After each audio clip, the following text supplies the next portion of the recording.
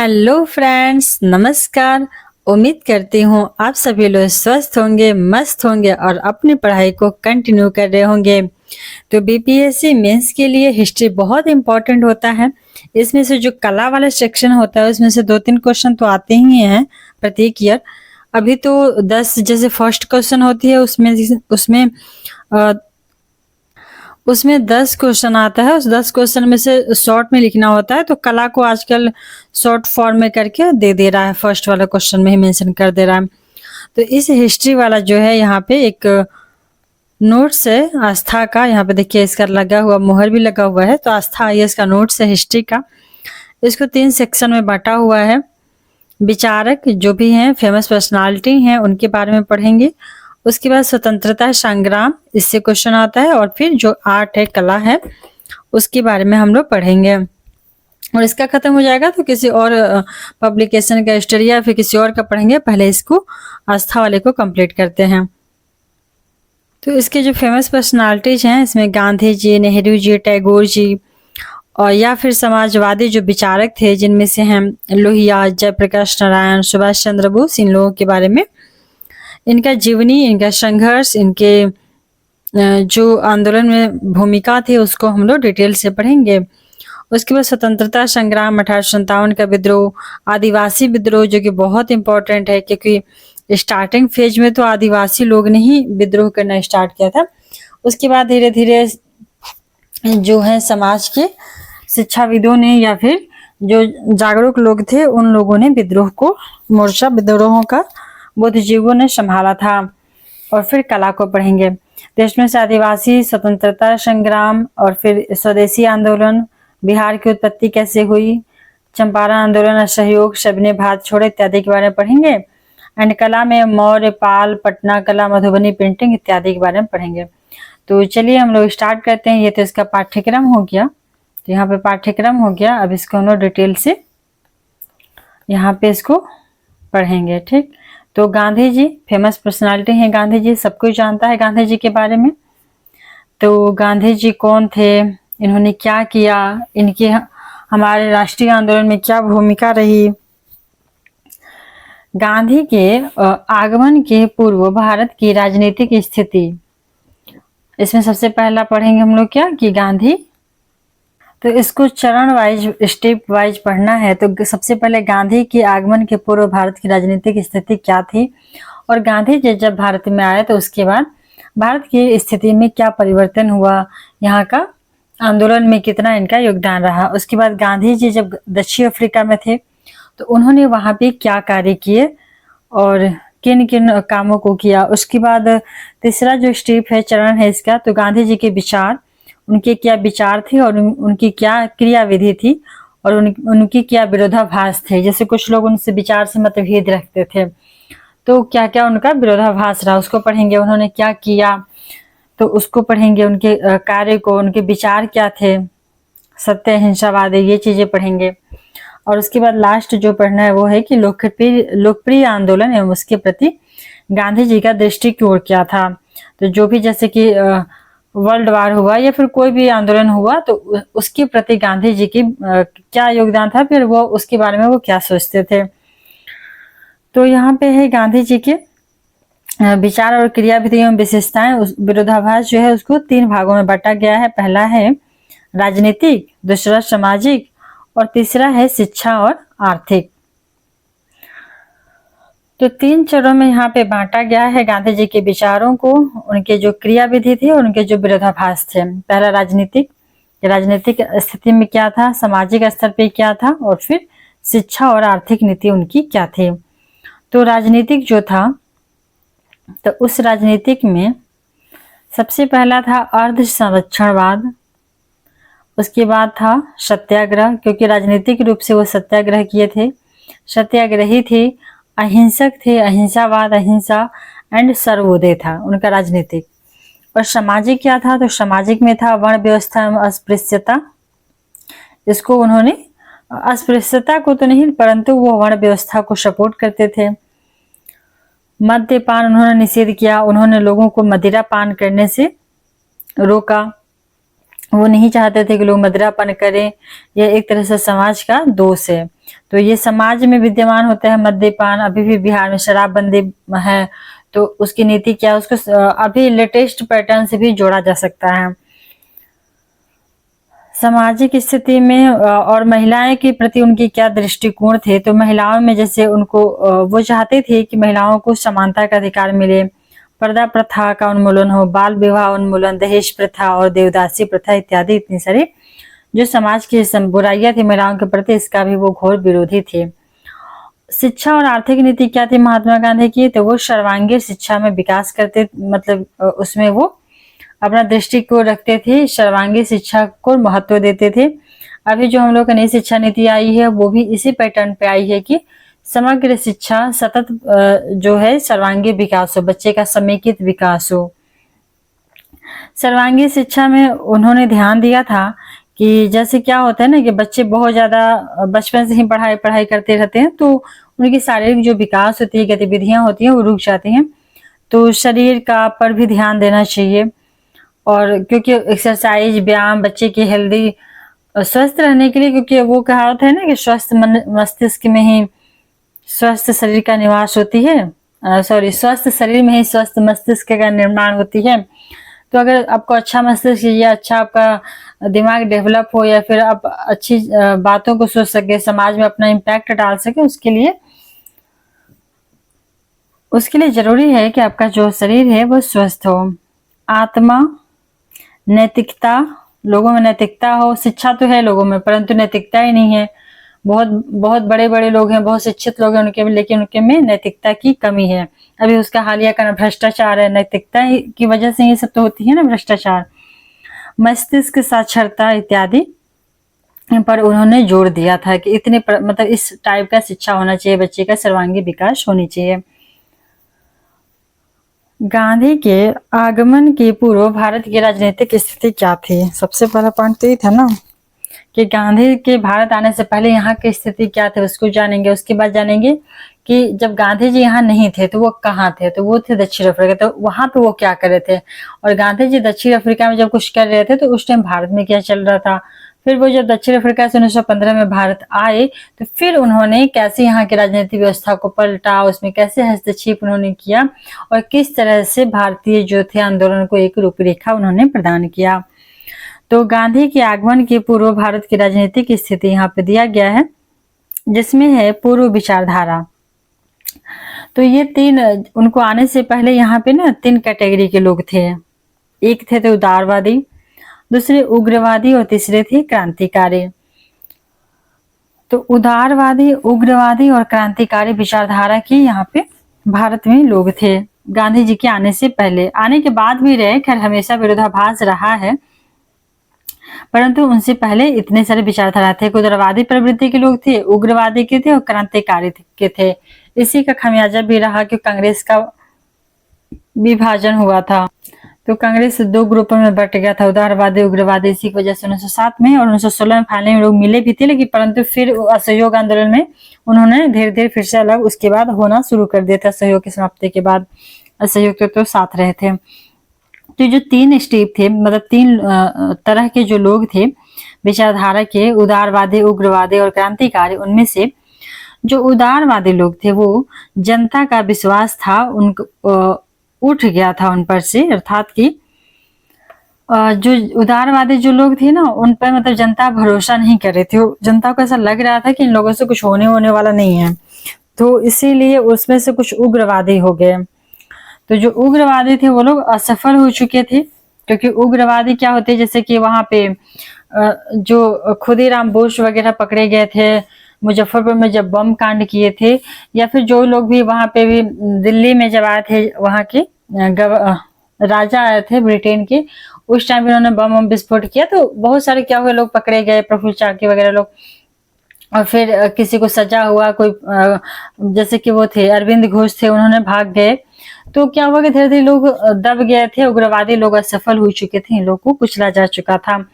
क्रांतिकारी थे कुछ लोग, तो क्रांतिकारी में सरकार द्वारा इनको भी कुचल दिया गया था। उग्रवादी भी असफल हो गए थे, ये भी कुचल दिए गए थे। और जो उदारवादी थे इन पर से भी लोगों का भरोसा उठ गया था कि अब इनसे कुछ होने वाला है नहीं।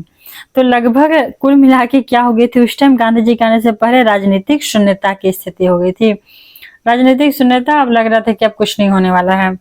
फिर उसके बाद क्या हुआ कि गांधी जी का उसके बाद आगमन हो जाता है, तो फिर लोगों में खुशी की एक नई लहर दौड़ जाती है।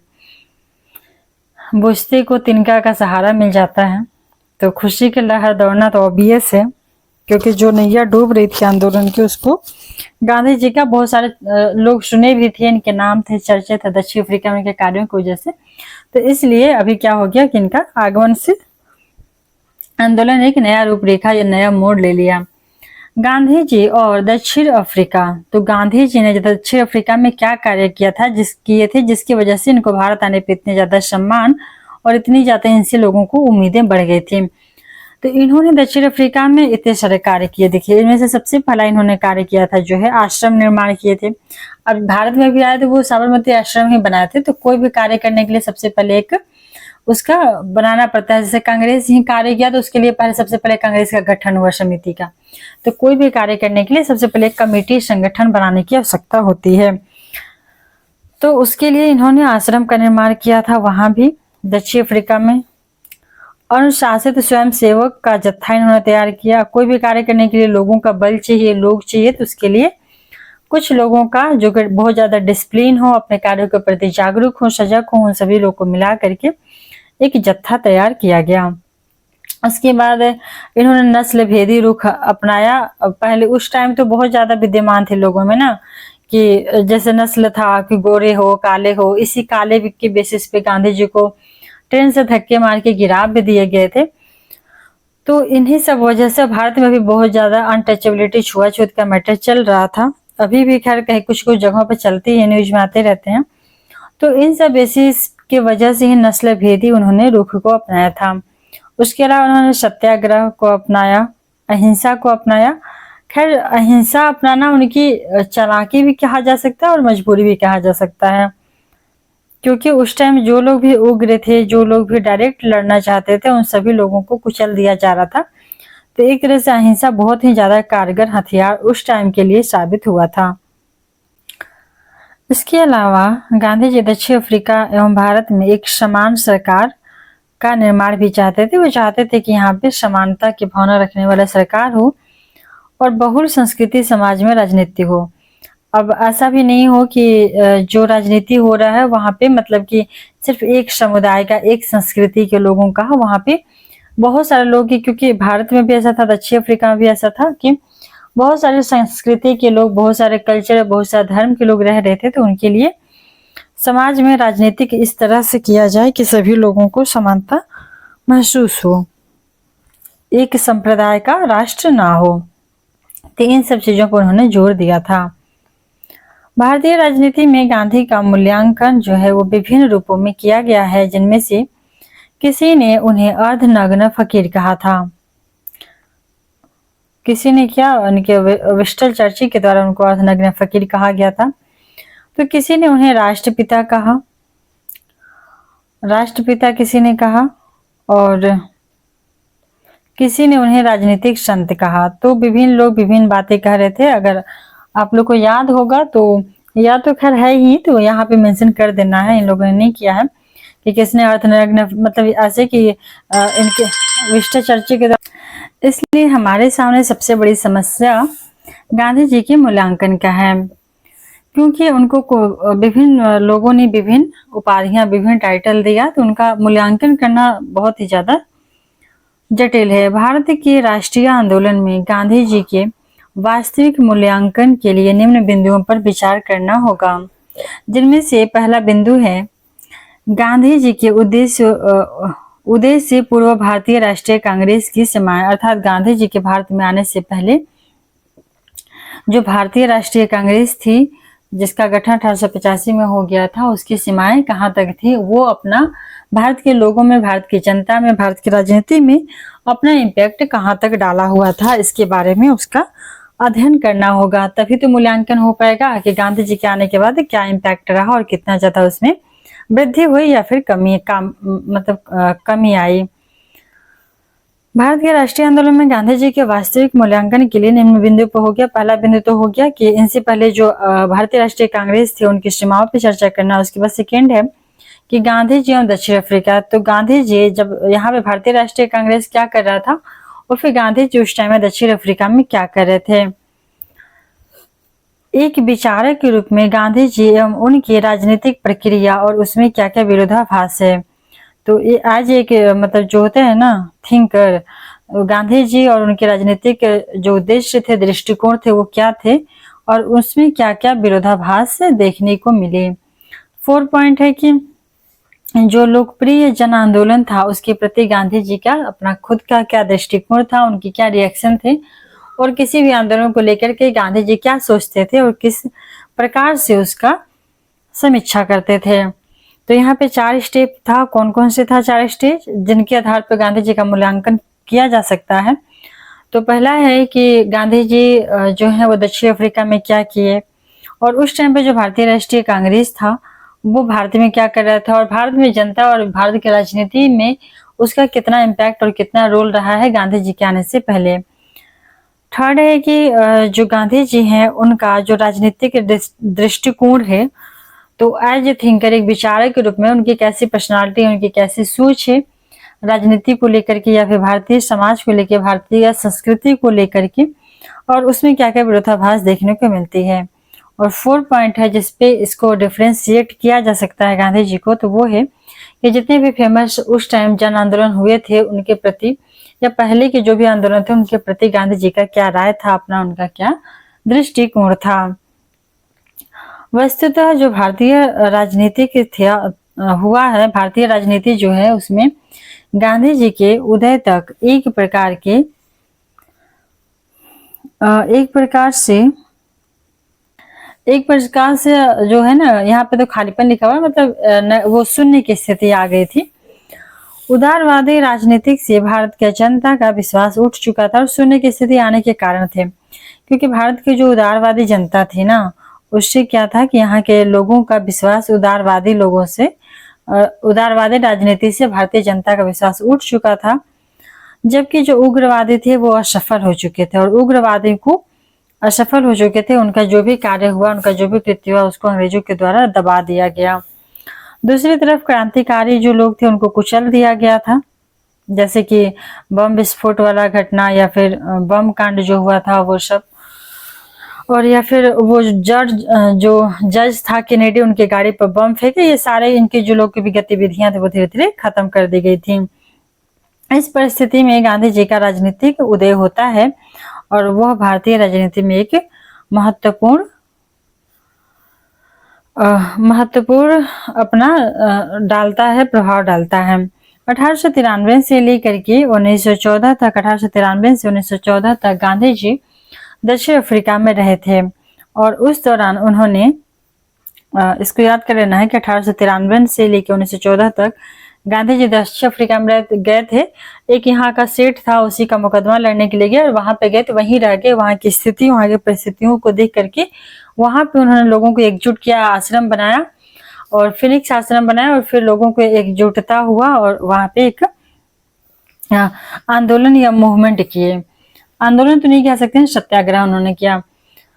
उनके दक्षिण अफ्रीका के अनुभव ने ही गांधीवादी जो विचारधारा था और उनकी जो क्रियाविधि है उसके निर्माण में महत्वपूर्ण भूमिका निभाई, क्योंकि गांधी जी उससे पहले, वहां जाने से पहले एक नॉर्मल सा इंसानी थे।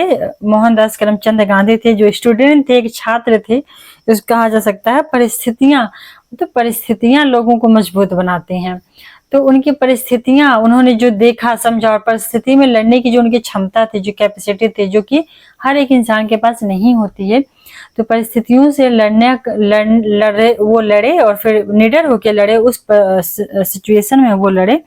उसी के बेसिस पे उनके जो अपना खुद का अस्तित्व था, जो गांधी जी थे, उनकी जो विचारधाराएं थी, उनकी जो क्रियाविधि थी, उसमें क्या हुआ कि अस्तित्व उनका जो था वो बहुत ज्यादा निखर करके बाहर आया और उनको बहुत ज्यादा साहस और हिम्मत भी मिली। इसके अलावा उन्होंने जो फर्स्ट है कि उन्होंने क्या किया था गांधी जी ने दक्षिण अफ्रीका में, तो वहां पे सबसे पहले उन्होंने आश्रम का निर्माण किया। गांधी जी ने दक्षिण अफ्रीका में आश्रम का निर्माण किए और कुछ लोगों को इकट्ठा किए, क्योंकि कोई भी मूवमेंट करने के लिए, कोई भी चीजें, किसी भी चीज का विरोध करने के लिए, वो भी इतनी शक्तिशाली, बड़े शक्तिशाली लोगों से विरोध करने के लिए लोगों में एकता होनी चाहिए, लोगों में एक संगठन होनी चाहिए। बिना आप संगठन के नहीं लड़ सकते हैं। तो इसके लिए संगठन बनाने के लिए उन्होंने आश्रम बनाया और आश्रम में अनुशासित स्वयंसेवकों का एक दल बनाया, जत्था का निर्माण किया। उसके अलावा नस्ल विरोधी उन्होंने रुख अपनाए, जो कि उस समय समाज की बहुत बड़ी ये जो थी ना खामी थी, नस्ल विरोधी। इसके अलावा उन्होंने सत्याग्रह, अहिंसा इत्यादि तकनीक का निर्माण दक्षिण अफ्रीका में किया। और काम को काम सिखाता है, वो कहावत है ना,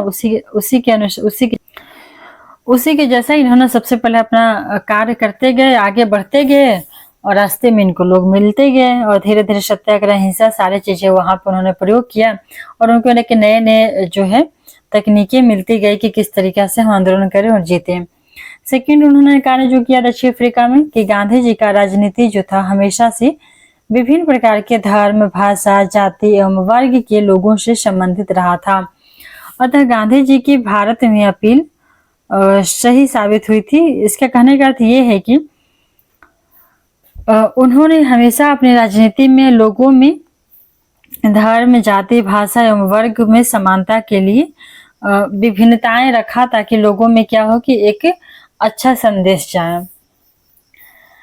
तीसरा काम उन्होंने किया कि दक्षिण अफ्रीका और भारत में एक समान सरकार होने के कारण समस्या एक जैसी थी। चूंकि दक्षिण अफ्रीका में भी अंग्रेजों का शासन था, भारत में भी था, तो इन दोनों जगहों की समस्याएं लगभग एक जैसी थी। इसकी वजह से गांधी जी को भारत की समस्या को समझने में ज्यादा समय नहीं लगा था, क्योंकि ये कार्य जो सत्याग्रह था, इससे पहले उन्होंने अहिंसा दक्षिण अफ्रीका में आजमा चुके थे। तो भारत आए, भारत को समझने में, भारत की स्थिति को, और चूंकि यहाँ भारत उनकी मातृभूमि थी, तो आप कहीं भी रहिए, मातृभूमि को जानना, उसको समझना, वो तो हमारे ब्लड में होती है ना, तो उसको ज्यादा उनको टाइम नहीं लगा या फिर तुरंत ही वो समझ गए। उनकी विचारधारा क्या थी, तो विचारधाराओं को यहाँ पर 3 श्रेणी में बांटा गया था ऊपर ही, अब उसको डिटेल में दिया गया है। तो पहली थी राजनीतिक, दूसरी थी सामाजिक और तीसरी थी शिक्षा और आर्थिक। तो राजनीतिक जो विचारधारा थी उसमें से अर्ध संरक्षणवाद, सत्याग्रह, अहिंसा और सर्वोदय था। जो समाजवादी विचारधारा थी उसमें वर्ण, जाति, महिला और मद्य निषेध था। और शिक्षा और आर्थिक, इसको हम लोग पढ़ ही चुके हैं, अब इसको डिटेल से है कि राजनीतिक विचारधारा में अर्ध संरक्षणवाद जो था वो क्या।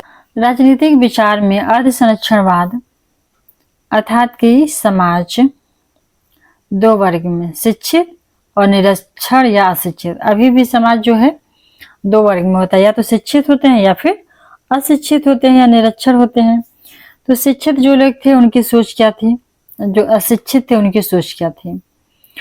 तो ये जो शिक्षित लोग थे उनकी सोच अंग्रेजों के लाभकारी था, और जो था अशिक्षित लोग थे उनका सोच जो था अंग्रेजों के अपराधी हैं। ठीक, उनकी ऐसी सोच थी। अब इसको हम लोग डिटेल में यहाँ पढ़ेंगे कि अर्ध संरक्षणवाद। गांधी जी के अनुसार औपनिवेशिक सत्ता या ब्रिटिश सत्ता के द्वारा भारतीय जनता के मन में 2 धाराएं स्थापित कर दी गई। मतलब ब्रिटिश शासन या ब्रिटिश लोगों, गोरे लोगों के द्वारा भारतीय लोग, भारतीय आम जनता में 2 तरह का विचारधाराएं इनके मन में स्थापित किया गया। पहला, इसी पर उनका अर्ध संरक्षणवाद स्वरूप स्थापित किया गया था, और ये धाराएं निम्न थी। जो शिक्षित भारतीय थे वो विदेशी शासन की अपना शुभचिंतक मानते थे। क्योंकि देखिए यहाँ पे जब 1854 में वुड डिस्पैच आया था, शिक्षा के लिए आया था यहाँ पे भारत में, जो लागू हुआ था, तो चूंकि ऐसा नहीं था कि अंग्रेज यहाँ के लोगों को शिक्षित कर रहे थे, ये उनकी चाल थे। अब अकेले इतने बड़े देश पर, इतनी बड़ी पॉपुलेशन पे वो शासन नहीं, मुट्ठी भर लोग शासन नहीं कर सकते। और कहीं भी कोई भी राजा है या फिर कोई भी लोग है, तो मुट्ठी भर लोग बहुत सारे लोगों पर शासन नहीं कर सकते। तो चूंकि बहुत सारे लोगों पर शासन नहीं कर सकते, उनको करना है, तो अब वो क्या अपना दिमाग लगाएंगे, क्या करेंगे कि उन बहुत संख्यक लोगों में से कुछ लोगों को चुन लेंगे और कुछ लोगों को अपना फेवर में कर लेंगे, मोटिव, मतलब वो होता है ना कि अपने तरीका से उनको ढाल लेंगे। तो चूंकि अंग्रेज थे तो इंग्लिश बोलते थे, यहाँ के लोग हिंदी या फिर तमिल, जो भी है, बहुत सारे लैंग्वेज है, तेलुगु, उड़िया, फारसी, जितने भी है, 22 भाषाएं बोलते थे लोग। तो चूंकि भारत के लोग 22 भाषाएं बोल रहे हैं, वो अंग्रेजी बोल रहे हैं, तो यहाँ पे शासन करने के लिए कुछ लोग चाहिए उनको, तो कुछ लोगों को शिक्षित करना पड़ेगा। बिना शिक्षित के तो काम नहीं चलेगा। अगर बिना शिक्षित काम चल जाता किया तो वो क्यों एक स्कूल बनाते, क्यों शिक्षित करते। तो वो दिखाने के लिए क्या किया कि कुछ लोगों को शिक्षित करने लगे ताकि यहाँ पे शासन किया जा सके। और जब शिक्षित करने लगे तो जनता में ऐसा मैसेज फैलाए कि हम शिक्षित आपको सभ्य करने के लिए कर रहे हैं, जबकि उनको मोटो कुछ और ही था। उसी तरह से जो रेल चला है ना, वो भी यहाँ पे कुछ लोगों को लगने लगा कि रेल तो हमारे फायदे के लिए चल रहा है, वो तो हम कभी नहीं कर सकते थे। परंतु वो बोलते कुछ थे और करते कुछ थे। करने का उद्देश्य उनका वही था कि हमारा जो अवसंरचना होगा तो उससे क्या होगा कि हमें लोगों तक पहुंच के उनके विद्रोह को कुचलने में जो भी है हमारा गुड्स ज्यादा से ज्यादा व्यापार हो पाएगा, लोगों तक हम पहुंच सकेंगे। ये सब चीजें उनकी मतलब कुल मिला के एक तरह से वो व्यापारी थे, व्यापारी के हिसाब से ही सोचते थे, पर लोगों में प्रचार कुछ और ही करते थे। प्रचार करते थे कुछ, सोचते कुछ थे, करते कुछ थे। ठीक। तो जो शिक्षित भारतीय थे वो विदेशी शासन को अपना शुभचिंतक मानते थे, और अब ये से मानेंगे ही क्योंकि उनको शिक्षित ही इसीलिए किया गया था कि आप शुभचिंतक माने, और ये मान रहे थे। जो निरक्षर जनता थी वो विदेशी शासक को अपराजित मानते थे, और जो निरक्षर थी उनको तो लगता था कि अरे ये तो बहुत ताकतवर हैं, ये तो इनके पास दैवीय शक्ति है, इनको हम पराजित तो कर ही नहीं सकते, हम तो वैसे भी आम जनता हैं, हम कहाँ से पराजित कर पाएंगे। और वैसे भी हमारे भारतीय समाज में तो हर लोगों को मतलब सभी वर्ग के लोगों को लड़ने की जो सीख है, जो पाठ है, स्कूली बेसिक शिक्षा वो तो दी ही नहीं जाती है, तो लड़ने के बारे में कहाँ सोच सकते हैं। शासक को अपराजित मानते थे और अब ये से माने कि यहाँ की जनता। इसके अलावा गांधी जी जो थे वो अपने तकनीक के द्वारा औपनिवेशिक सत्ता के अर्ध संरक्षणवादी स्वरूप को चुनौती दी। तो गांधी जी ये चीज, इनकी जो चाल थी ना कि शिक्षित को अपने पक्ष में, निरक्षर को निरक्षर तो खैर बेचारों तो इतने न भोले थे कि उनको पता ही नहीं था, उनको लगता था कि ये तो कुछ हार ही नहीं सकते, ये जो है जैसे चलने दो। तो ये जो उनकी दोहरी नीति थी ना उसको गांधी जी समझ गए और उसको इन्होंने चुनौती दिया। गांधी जी इसके लिए एक लंबे संघर्ष की तैयारी कर रहे थे और औपनिवेशिक सत्ता का जो राजनीतिक वर्चस्व था उसकी लड़ाई नहीं लड़ रहे थे, जबकि भारतीय अर्ध संरक्षण जो मानसिकता थी उसके विरुद्ध लड़ रहे थे। उनको पता था कि जो हमारी जनता है ना, जिनके अंदर बैठा हुआ है घर, एक तो शिक्षित वाले उनको मान रहे कि हम कोई सभ्य कर रहे हैं, बहुत अच्छे हैं, ये आए हैं तो सुधार हुआ है, शिक्षित हुए हैं। और ये जो अशिक्षित है उनको तो लग रहा है कि ये तो कभी हर ही नहीं सकता है, इनके सामने तो हम लोग बोल ही नहीं सकते हैं। तो ये जो मानसिकता थी इनके खिलाफ उन्होंने अपना यूज किए, ब्रेन का यूज किया, और उन्होंने इसके खिलाफ, ये अर्ध संरक्षण जो मानसिकता है इसके खिलाफ उन्होंने लड़ाई लिया। कि वो है ना, कहते हैं ना लोग कि गुलाम को गुलामी का एहसास करा दो, जंजीरें खुद तोड़ देगा। तो ये जो गुलाम है, जो मानसिक गुलाम हो चुके हैं दोनों प्रकार के लोग, शिक्षित अशिक्षित लोग, तो इन दोनों लोगों को वो एहसास कराने का कार्य किया। उन्होंने अपना प्लान किया कि इन लोगों को एहसास करा दो कि आपको किस तरह से शोषण किया जा रहा है, और अगर उनको शोषण होने का एहसास हो जाएगा तो वो खुद ब खुद लड़ाई लड़ लेंगे अपनी स्वतंत्रता के लिए। अकेले गांधी जी तो लड़ नहीं सकते थे, इसलिए लोगों को जागरूक करना सबसे ज्यादा जरूरी था। तो इसके विरुद्ध उन्होंने जागरूकता फैलाना, अर्ध संरक्षण मानसिकता के खिलाफ उन्होंने जागरूकता फैलाना स्टार्ट किया और एक स्ट्रैटेजी बना के काम किए। इसके लिए गांधी जी विभिन्न माध्यम से जनता को प्रभावित कर रहे थे, और इसके लिए वो क्या बहुत सारे मतलब कि अपना एक रूपरेखा तैयार किए जिससे कि जनता तक अपनी ये दोहरी नीति, अर्ध संरक्षणवाद की नीति को लोगों तक पहुंचा सके, और नियंत्रित जन आंदोलन की तैयारी कर रहे थे। और इसके साथ साथ उनको पता था कि जब लोग जागरूक हो जाएंगे, लोग उनको अपराजित मानना बंद कर देंगे, शिक्षित लोग उनको, उनकी चाल को समझ जाएंगे, जो उनकी दोहरी मानसिकता थी, कर कुछ रहे थे और बोल कुछ रहे थे, तो वो खुद ब खुद लड़ जाएगा। तो धीरे धीरे वो जन आंदोलन की भी तैयारी कर रहे थे। गांधी जी इसके लिए तैयारी जो है संघर्ष तैयारी की रणनीति अपनाते हैं, और फाइनली वो अपना संघर्ष करने का एक रणनीति तैयार करते हैं। अर्थात गांधी जी प्रत्यक्ष संघर्ष के बाद थोड़े काल के लिए अवकाश लेकर आगे की संघर्ष की तैयारी करते थे, क्योंकि उनको पता था कि अगर हम एक बार तैयारी करके युद्ध करेंगे तो 1857 की क्रांति वो देख चुके थे, और भी छोटे मोटे स्तरों पे जो जनजाति लोग विद्रोह करते थे वो उन्होंने उसको देखा था कि किस प्रकार से कुचल दिए जाते थे, किस प्रकार से विद्रोह को दबा दिया जाता था, क्योंकि पूरी की पूरी जनता उसमें शामिल नहीं हो रही थी, पूरी की पूरी जनता सपोर्ट नहीं कर रही थी, कुछ लोग उनको संरक्षित कर रहे थे अंग्रेजों को। तो इसलिए गांधी जी ने क्या किया कि प्रत्यक्ष जो संघर्ष था उसको उन्होंने एक स्ट्रैटेजी बनाई कि इस तरह से नहीं होगा। जैसे कि शिवाजी हमारे गुरिल्ला वार करते थे, शेरशाह सूरी ने गुरिल्ला वार करके मुगलों को हराया था, इसी प्रकार से अभी तो गुरिल्ला वार के जमाने नहीं रहे, तो इसी प्रकार से गांधी जी ने क्या किया, प्रत्येक संघर्ष छोड़ दो, अब धीरे धीरे करना है संघर्ष, ऐसे करना है कि लोगों में एकदम ना आ जाए देशभक्ति की भावना।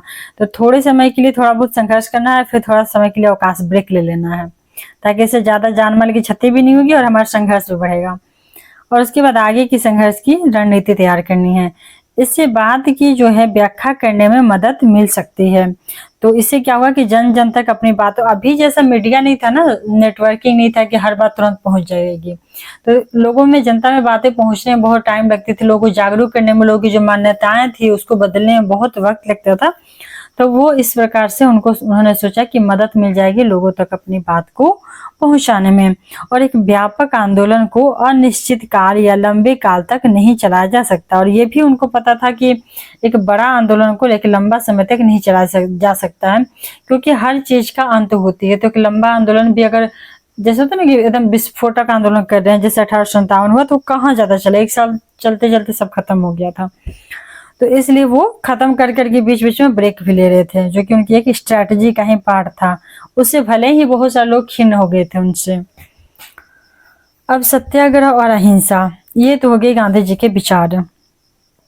उसके बाद सत्याग्रह और अहिंसा, जो कि गांधी जी का ये भी विचार था। तो गांधी जी की तकनीक जो थे वो सत्याग्रह एवं अहिंसा को अधिक महत्व दिया गया है। गांधी जी के अनुसार, मतलब गांधी जी ने सत्याग्रह और अहिंसा को अधिक महत्व दिए हैं। गांधी जी ने अपनी आत्मकथा में यह स्वीकार किया कि उनके अभिभावकों एवं उनके रहने के स्थान पर उपस्थित सामाजिक एवं धार्मिक आचरण को वैष्णव मत, यहाँ पे 2 पॉइंट, एक है वैष्णव मत और दूसरा है जैन धर्म, तो वैष्णव मत एवं जैन धर्म की परंपराओं में विशेष तौर पर प्रभावित किया। तो उनके जो मत थे, उनके जो विचार थे सत्य और अहिंसा का, तो ये विचार भी उनको कहाँ से मिला था, तो यह विचार भी गांधी जी को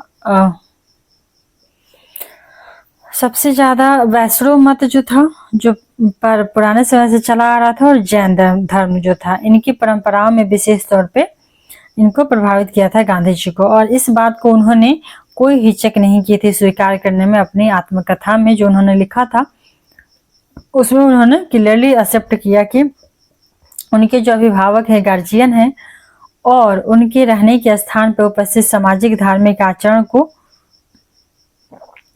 किसने प्रभावित किया है, तो वैष्णव मत और जैन धर्म की परंपरा ने उनको प्रभावित किया। इसके अलावा गांधी जी के ऊपर श्रीमद् भागवत गीता जो है उसका भी प्रभाव था।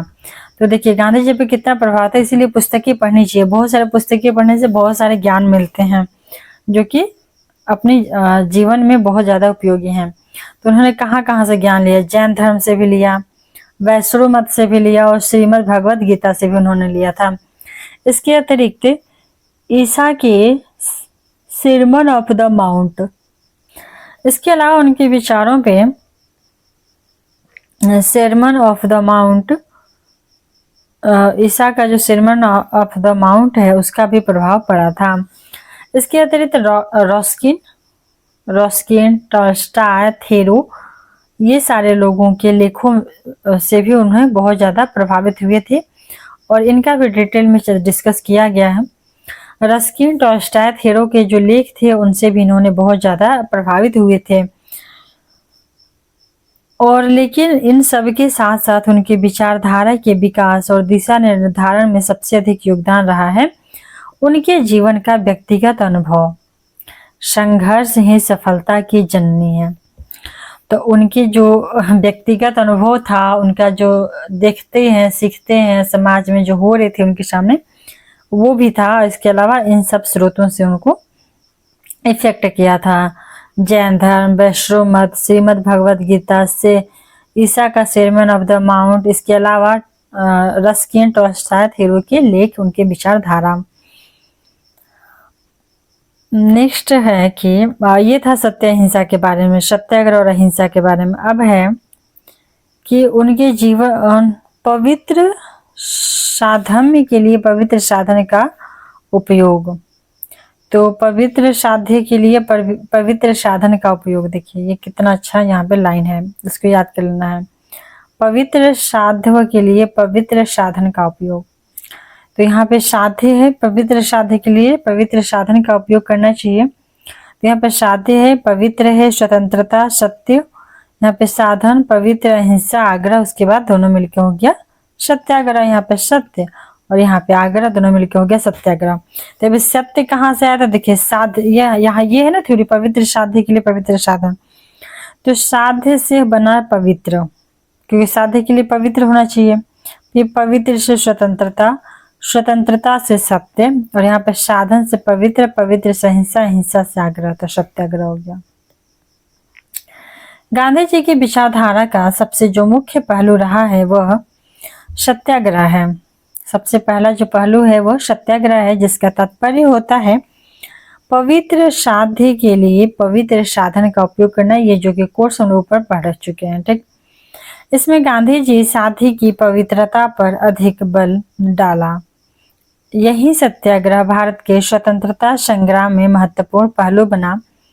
और गांधी जी के अनुसार हिंसा के स्थान पर सत्याग्रह का उपयोग करने का तात्पर्य, मतलब कि उनके अनुसार जो हिंसा का उपयोग हो रहा था, जिसमें से कि दोनों तरफ, ऐसा नहीं है कि किसी का भी सैनिक हो, चाहे अंग्रेजों के सैनिक हो, भारतीयों के सैनिक हो, सैनिक तो इंसान ही होते हैं ना, तो उससे बचने के लिए उन्होंने सत्याग्रह का उपयोग किया था। इसका तात्पर्य यह है कि स्वयं कष्ट सहना है और इस प्रकार खुद कष्ट सह करके इस प्रकार आंदोलन करना है, सत्याग्रह करना चाहिए कि शत्रु को अपनी बात मनवाने के लिए उसके हृदय को बदला जा सके। तो गांधी जी विश्वास करते थे कि हर इंसान के पास हृदय होती है, दिल होती है। आखिरकार जो तानाशाह है, जो शासन कर रहा है, उसके पास भी दिल है। तो गांधी जी के अनुसार लगता था, और ये गौतम बुद्ध का भी ऐसा मानना था, अंगुलीमाल जो डाकू था उसके पास भी दिल था, और उस दिल को इन्होंने निकाला। तो उस दिल को इन्होंने समझा और उस दिल की भावनाओं को बाहर निकाला और धैर्य के साथ उसको एक सभ्य इंसान बना दिए।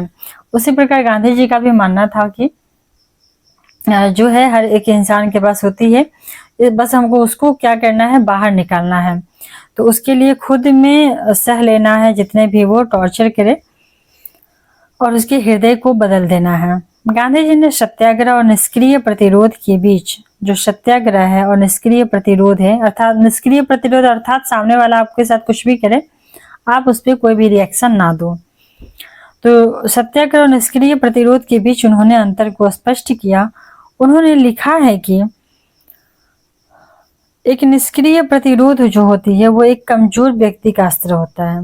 जैसे सामने वाला आपको पीट रहा है, कोड़े मार रहा है, बहुत सारे चाबुक मार रहा है, और आप कुछ नहीं, उसको प्रतिरोध ही नहीं कर रहे हैं, तो वो एकदम आप कायर हैं। उस वैसे व्यक्ति को कमजोर व्यक्ति या कायर कहा गया है, और कमजोर व्यक्ति का उसको अस्त्र माना गया है गांधी जी के अनुसार, जिसमें हिंसा और शारीरिक शक्ति का प्रयोग किया जाता है। जबकि सत्याग्रह जो होती है शक्तिशाली व्यक्ति का अस्त्र है। तो जो ये था ना निष्क्रिय प्रतिरोध, तो वो एक कमजोर व्यक्ति का था, अस्त्र था, क्योंकि इसमें क्या होती है कि शारीरिक शक्ति और हिंसा का प्रयोग किया जाता है। लेकिन जो सत्याग्रह होती है उसमें शक्तिशाली व्यक्ति का अस्त्र है, क्योंकि इसमें ना किसी प्रकार की हिंसा का प्रयोग नहीं किया जाता है। क्योंकि आप अगर निहत्थे जा रहे हैं तो ऐसा कोई सरकार शासन नहीं है कि आप पे गोलियां चला दें या बुलडोजर चला दें, तो इसीलिए शक्तिशाली व्यक्ति का अस्त्र है।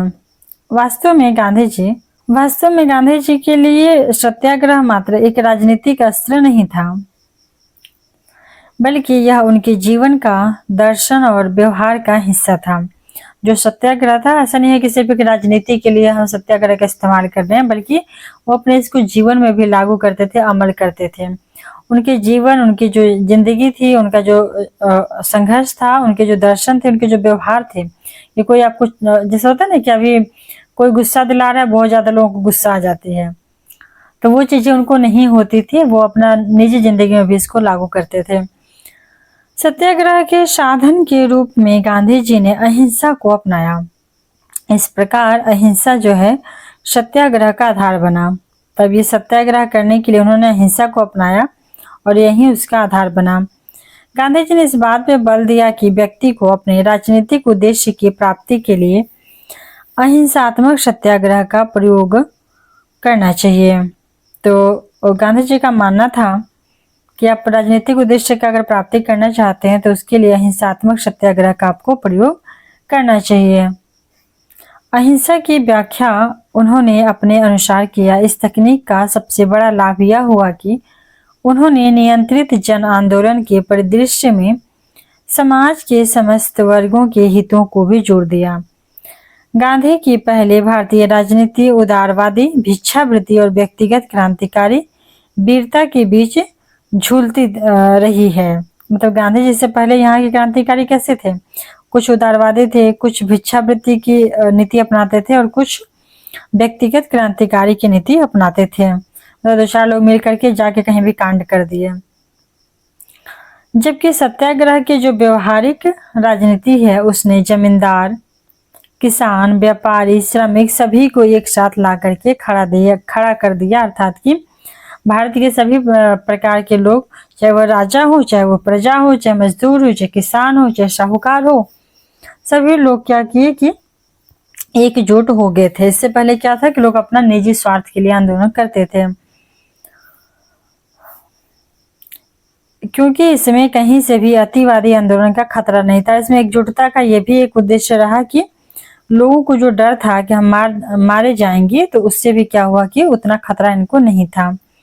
और यदि तर्क को माना जाए तो यह भी कहा जा सकता है कि अहिंसा की तकनीक राजनीतिक साधनों में अंग्रेजों से बराबरी करने का सर्वोत्तम साधन था, क्योंकि अंग्रेजों से बराबरी करने के लिए इसके अहिंसा के अलावा कोई ऑप्शन ही नहीं था। अगर आप हिंसा करेंगे तो वो आपसे बहुत बड़े हिंसक हैं, वो फिर आपको कुचल देंगे, यहाँ के अंदर में कुचल दिए जाएंगे। इसलिए वहां पे उस टाइम पे अहिंसा बहुत बड़ा अस्त्र था।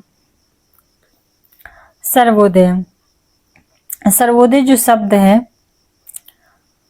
टॉल्स्टॉय, रस्किन और यहाँ पे इसका मूल आधार क्या है, तो इन लोगों के अनुसार डिटेल में नीचे दिया होगा कि सर्वोदय क्या है, इसका मूल आधार क्या होता है। सर्वोदय का अहिंसा और फिर ग्रामीण स्वराज्य।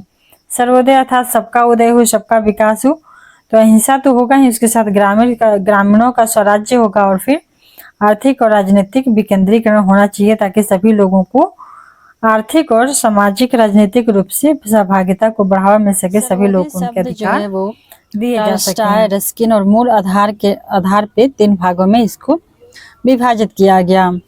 इसमें से मूल आधार सर्वोदय का यह है कि एक तो होगा अहिंसा, मतलब कि सबका उदय होना चाहिए पर अहिंसात्मक तरीके से, और ग्रामीणों का स्वराज प्राप्ति होना चाहिए, अर्थात उसमें ग्रामीणों का शासन हो, हस्तक्षेप हो। सर्वोदय जो होती है वो आर्थिक और राजनीतिक विकेंद्रीकरण पर आधारित है। विकेंद्रीकरण का अर्थ ये है कि सभी लोगों में सत्ता का, राजनीतिक अर्थात राजनीति का सभी लोगों में विकेंद्रीकरण बंटवारा हो, और इकोनॉमिक्स आर्थिकी का भी जो भी संपत्तियां हैं उसका भी सभी लोगों में लगभग समानताएं हों। सामाजिक इसका अर्थ यही होता है विकेंद्रीकरण का, कि वो सबके आसपास सबको अपॉर्चुनिटी का समान अवसर प्रदान करें। जो राजनीतिक विकेंद्रीकरण है उसको भी यहाँ पे 3 भाग में बांटा गया है। पहला है कि मालिकाना हक, जो कि जमींदारों का नहीं है। अब ऐसा नहीं है, विकेंद्रीकरण का अर्थ है कि वो सबके बीच में वो डिस्ट्रीब्यूट हो। तो चूंकि पहले क्या था कि उस समय मालिकाना हक था, जमींदारों के पास था, तो चूंकि जमींदारों का नहीं है, सबका है, आम जनता का भी है। फिर क्या था, इसका उद्देश्य कि समाज की स्थापना की जाए।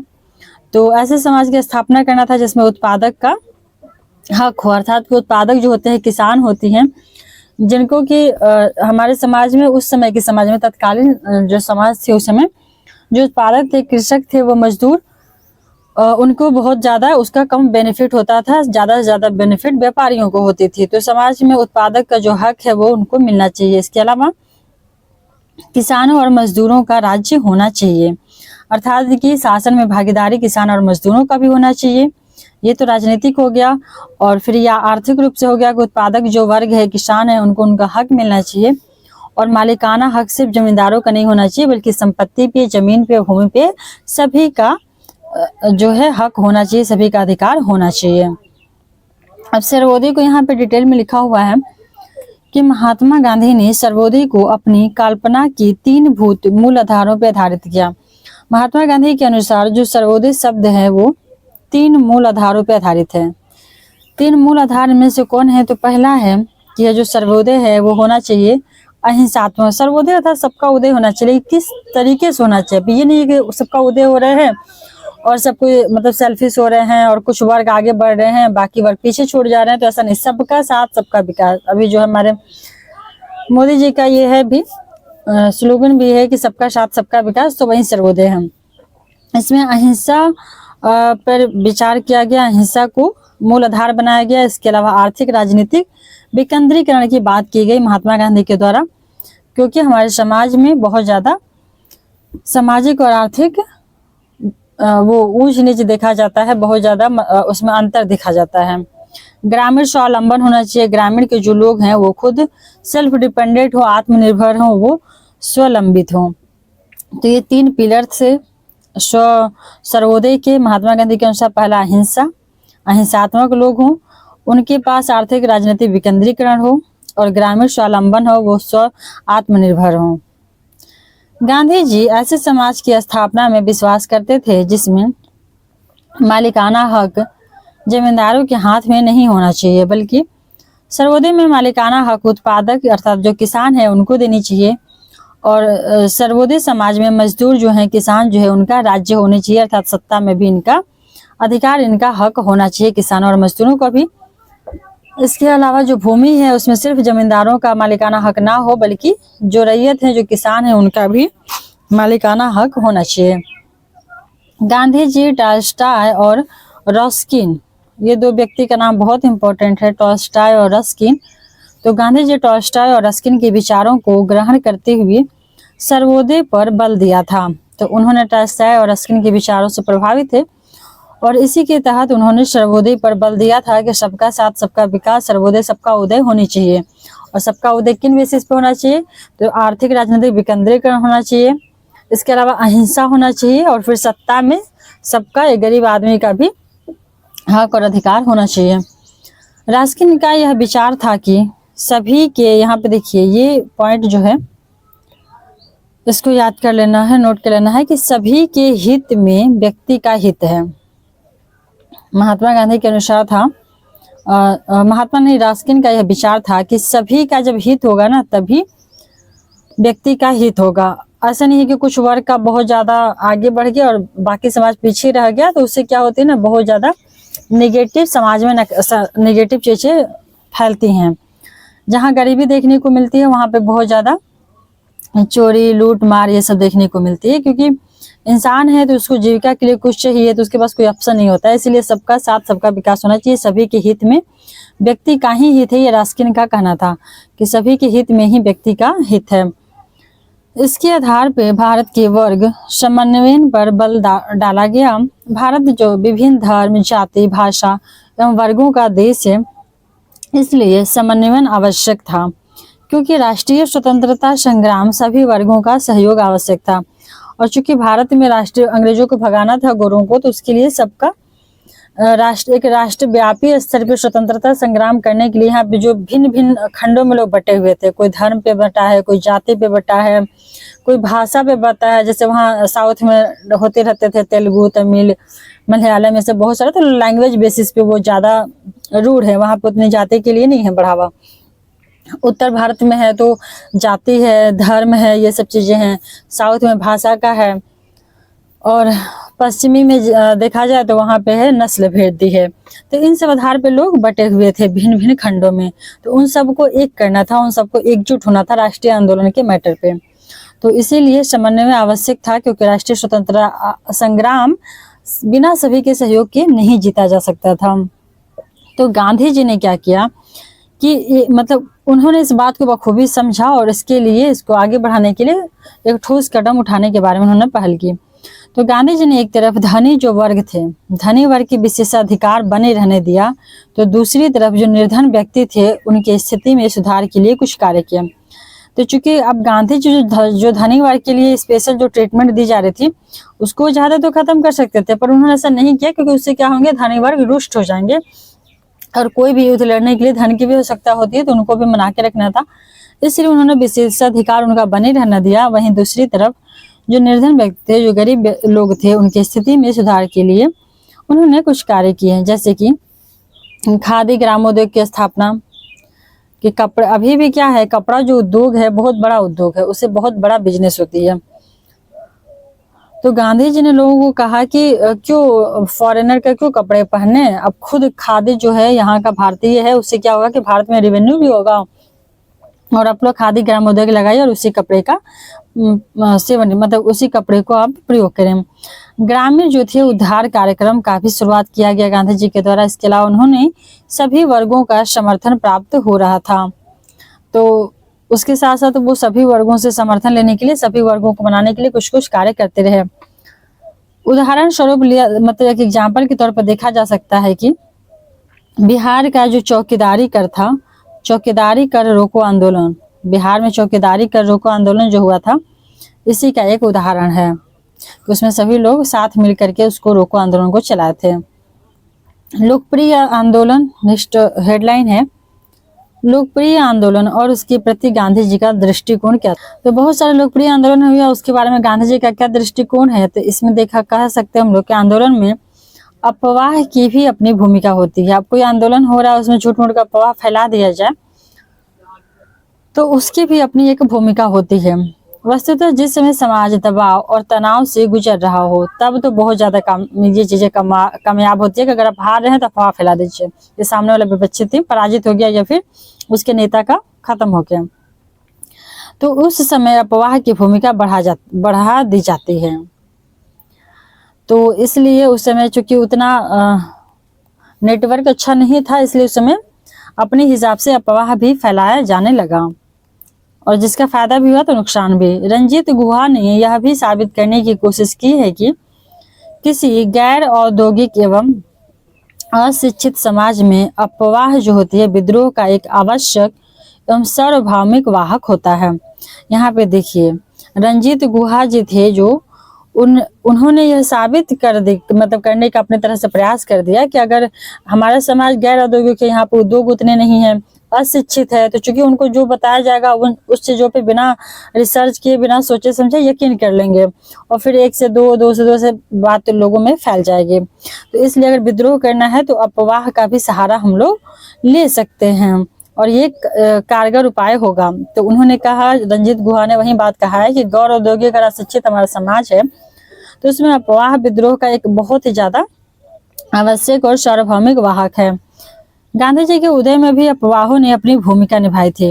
अब गांधी जी का चूंकि चेहरा चमका था, उनका उदय हुआ था, तो उसमें भी अफवाहों की भी बहुत बड़ी भूमिका थी। जैसे कोई राजा है, अब उसकी बहुत सारे, जैसे कि एक एग्जाम्पल से हम समझ सकते हैं बिरसा मुंडा। उन्होंने क्या कहा खुद को कि मुझे ईश्वर आए, रात में कहा कि तुम ईश्वर हो के दूत हो, वगैरह वगैरह चीजें, लोगों को अफवाह ही तो फैलाए हो ताकि लोग उनकी बातों में और विद्रोह करने के लिए प्रेरित हो जाएं और तैयार हो जाएं। तो उसी प्रकार से गांधी जी का भी भूमिका, मतलब उनको भी उदय होने में अफवाहों ने अपनी भूमिका निभाई। बहुत से उदाहरण है जिसमें से स्वयं जनता ने अपने अनुसार गांधी को प्रस्तुत किया। तो कुछ लोगों ने मतलब गांधी जी का तो ऐसे तारीफ करते होंगे लोग एक दूसरे को, क्या अरे गांधी जी अफ्रीका में ये किए वो किए, उससे क्या हुआ कि लोगों के अंदर मनोबल उनका, जो कि उनको लगता था कि अंग्रेज अजय हैं, तो उनका मनोबल इससे बढ़ते थे, और उन्हें यह बात कहने का श्रेय दिया जो स्वयं कहना चाहते थे। उदाहरण स्वरूप 1921 में जब बरौनी, मुजफ्फरपुर, दरभंगा, गोरखपुर, फैजाबाद में टोपी लूट की घटना हुई, इन जगहों पर टोपी लूट की घटना हुई, तो यह घटना गांधी के नाम पर हुई। इस तरह गांधी के नाम पर संदेह के अनुकूल व्याख्या हुई। तो जैसे कि छोटा मोटा कांड भी हो रहा है तो उसमें गांधी जी के नाम को चर्चा किया जाता था, ताकि गांधी जी को लोग अपना लीडर माने और धीरे धीरे लोग एकजुट हों। और ये 1921 में हुआ था टोपी लूट, बरौनी, मुजफ्फरपुर, दरभंगा, गोरखपुर, फैजाबाद इत्यादि जगहों पर हुआ था। इस तरह गांधी के नाम पर संदेह के अनुकूल व्याख्या हो गया। इसी तरह से नेक्स्ट पैरा है कि इसी तरह से प्रतापगढ़ के किसानों ने इस क्षेत्र में बेदखली आंदोलन का श्रेय गांधी एवं नेहरू को दिया। इसी तरह से प्रतापगढ़ में भी जो किसान आंदोलन हुआ उसका भी श्रेय, टोपी लूट में तो गांधी जी को श्रेय दे दिया गया। इसके अलावा जो प्रतापगढ़ में किसान आंदोलन हुआ उसमें भी गांधी और नेहरू जी को आंदोलन का श्रेय दे दिया गया, जबकि इसकी सफलता का श्रेय एक क्षेत्रीय नेता बाबा रामचंद्र और मदारी पासी को है। क्योंकि क्षेत्रीय नेता ने शुरू किया था, मदारी पासी और रामचंद्र, परंतु गांधी नेहरू को इसलिए श्रेय दिया गया क्योंकि इन दोनों लोगों को राष्ट्रीय चेहरा बनाना था, जिस चेहरे की वजह से लोग एकजुट हो पाए और उनके अंदर राष्ट्रीय भावना जागृत हो और फिर वो अंग्रेजों से युद्ध करने के लिए खुद को सक्षम बना पाए। तो चूंकि बाबा रामचंद्र मदारी पासी ने यह किया था आंदोलन प्रतापगढ़ में किसान, परंतु इसका श्रेय गांधी और नेहरू जी को दिया गया और लोगों में प्रवाह फैलाई गई। सिद्धांत और क्रिया विधि और विरोधाभास। तो गांधी जी के क्या सिद्धांत रहे, उनकी क्या क्रिया विधि रही और उस क्रिया विधि के आधार पर क्या क्या विरोधाभास देखने को मिलती है। तो ये है सामाजिक विचार। तो सामाजिक विचार में गांधी जी का वर्ण जाति के बारे में क्या विचार था, उनकी अपनी क्या सोच थी। इसके अलावा जो मदिरापान होता था, मद्य निषेध होती थी, उसमें गांधी जी का अपना क्या अस्तित्व रखते थे और महिलाओं के बारे में उनकी क्या खुद के विचार थे। तो चूंकि किसी व्यक्ति का पर्सनालिटी जानने के लिए, उसका मूल्यांकन करने के लिए उस व्यक्ति की सोच को जानना बहुत ज्यादा जरूरी हो जाता है। तो गांधी जी का महिला के बारे में जो विचार था, उसमें समानता, पर्दा प्रथा, बाल विवाह के कुछ टाइम में ये सब कुरीतियां बहुत ज्यादा प्रचलित थी। इनके बारे में उनकी क्या सोच थी, आगे नीचे दिया गया है। तो समानता के बारे में, पर्दा प्रथा, बाल विवाह, दहेज प्रथा, विधवा पुनर्विवाह और देवदासी प्रथा, क्योंकि हमारे समाज में सबसे ज्यादा निम्न स्तर किसी का था, किसी को दयनीय स्थिति थी, सबसे ज्यादा दयनीय स्थिति थी तो वो महिलाओं की थी, वुमेन्स की थी। तो उनके बाद इतनी सारे देखिए, तो एकदम बड़े बड़े घटना है जो उनके साथ होती थी। बाल विवाह, पर्दा प्रथा, बाहर नहीं निकलना है, आपको समानता का हक नहीं है पुरुषों से, बच्चे में शादी 4-5 साल की एज में उस टाइम शादी हो जाती थी। दहेज था, दहेज तो अभी भी एक है। विधवा का पुनर्विवाह नहीं हो सकता। देवदासी प्रथा, अब जो है लोग हैं देवों का दासी बनाया जाए और दासी बना करके उनका एक तरह से शोषण होती थी।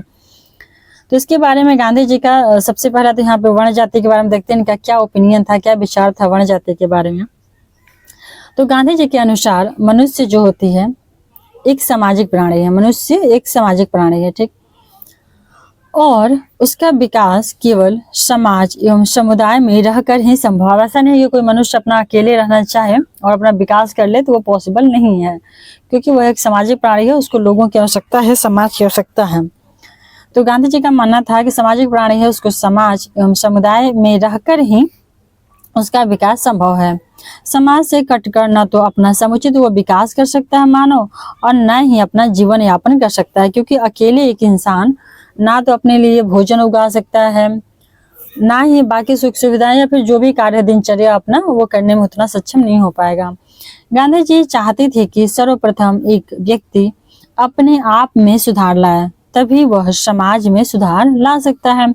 तो सबसे पहले गांधी जी को लगता था कि जो भी व्यक्ति है जो रूढ़िवादी है या किसी प्रकार के सोच रखता है, तो उसको खुद के विचारों को पहले सुधार करने की आवश्यकता है, खुद के सोच में सुधार करने की आवश्यकता है, तभी जो है समाज में सुधार आ सकता है। अगर हर एक इंसान आदर्श हो जाए, आइडियल हो जाए, सोचिए जरा, तो हमारा समाज अच्छा हो जाएगा, ऑब्वियस हो जाएगा। गांधी जी एक व्यवहारिक आदर्शवादी थे। गांधी जी एक व्यवहारिक आदर्शवादी थे। उन्होंने सामाजिक सुधार के लिए थेरो का संश्लेषण, देखिए टॉल्स्टॉय, रस्किन का तो 2 को हम लोग पढ़ लिए थे, अभी आ गया थेरो, तो इनसे भी गांधी जी बहुत ज्यादा प्रभावित थे। तो उन्होंने थेरो का जो संश्लेषण अवधारणा थी उसके आधार को स्वीकार किया या फिर अंगीकार किया। तो अंगीकार स्वीकार एक ही शब्द होती है। तो गांधी जी ने समाज सुधार के लिए थेरो की विचारों को अवलोकन किए। गांधी जी भारतीय समाज के वर्ण व्यवस्था के समर्थक थे। गांधी जी का मानना था कि चूंकि मानव जो है वो सामाजिक प्राणी है, सबके साथ के साथ ही उनका विकास हो सकता है, इसलिए उन्होंने वर्ण व्यवस्था को सही माने थे। गांधी जी के अनुसार वर्ण व्यवस्था सही था। उनका मानना था कि वर्ण जो होती है वो कार्यों का विभाजन है, क्योंकि वर्ण का शुरुआत भी हुआ था कार्यों के विभाजन से। अब वो अलग बात है कि धीरे धीरे वो कुछ लालची लोगों की वजह से कुछ और ही वो रूप ले लिया। इससे क्या होता है कि समाज में गतिशीलता आती है, क्योंकि समाज को प्रतिस्पर्धी होना चाहिए। यह जन्म पर आधारित न होकर के बल्कि व्यक्ति के कौशल पर आधारित होनी चाहिए।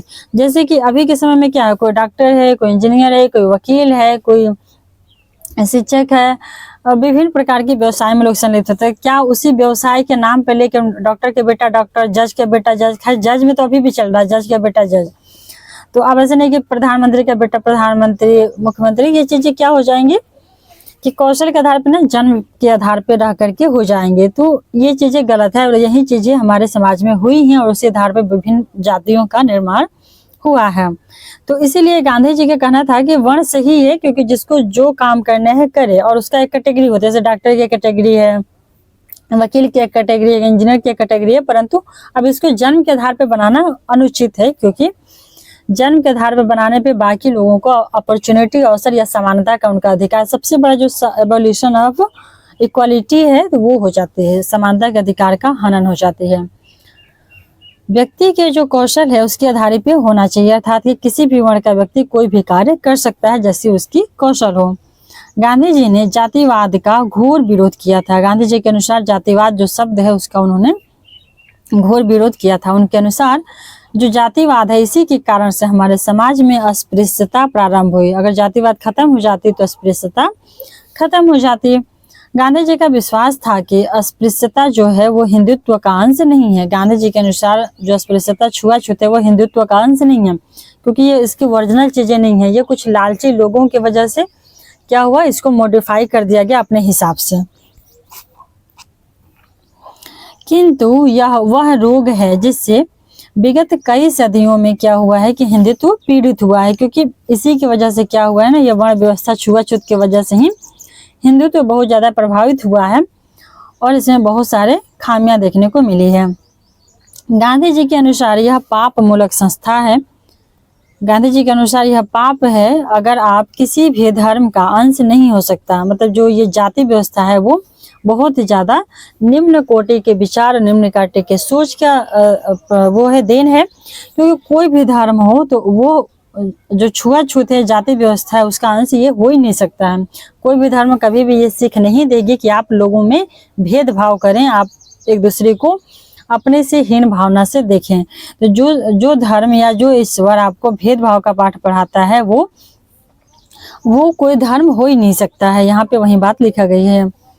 यह मानवता के विरुद्ध घोर अपराध है। अगर आप जातिवाद को सपोर्ट करें, अस्पृश्यता को सपोर्ट करें, तो यह मानवता के खिलाफ ही अपराध है, जिसमें समाज में दरारें उत्पन्न हो जाती हैं। उससे अत्यंज, छुआछूत, अत्यंज का यहाँ पे दूसरा शब्द है छुआछूत, तो वह समाज को छुआछूत, अत्यंज बनाकर रख दिया है ये जातिवाद। और गांधी जी ने कहा कि अस्पृश्यता को दूर किए बिना स्वराज जो है ना, खुद का शासन, इसका कोई अर्थ नहीं है। स्वराज मिल भी जाए तो इसका कोई फायदा नहीं है जब तक कि हमारे समाज में विद्यमान जो जातिवादी भेदभाव है वो जब तक की समाप्ति नहीं होती है, जिसका नैतिक एवं बौद्धिक विकास से कोई संबंध नहीं है। नेक्स्ट पैरा में गांधी जी ने कहा है, गांधी जी ने माना है कि छुआछूत की जो भावना रही तो हिंदू धर्म और देश दोनों धीरे धीरे एक समय आएगा जब बर्बाद हो जाएगा। इसलिए उन्होंने दलितों के उद्धार के लिए, क्योंकि हिंदू जो धर्म है जिसमें जातिवाद को बढ़ावा दिया गया है, उसमें सबसे ज्यादा अत्याचार दलित और महिलाओं पे हुआ है, तो इसीलिए उन्होंने महिलाओं और दलितों के बारे में अपने विचार दिए थे और इसलिए उन्होंने दलित उद्धार के लिए हरिजन उद्धार कार्यक्रम भी चलाया। उन्होंने हरिजनों का उद्धार करने के लिए कार्यक्रम चलाया।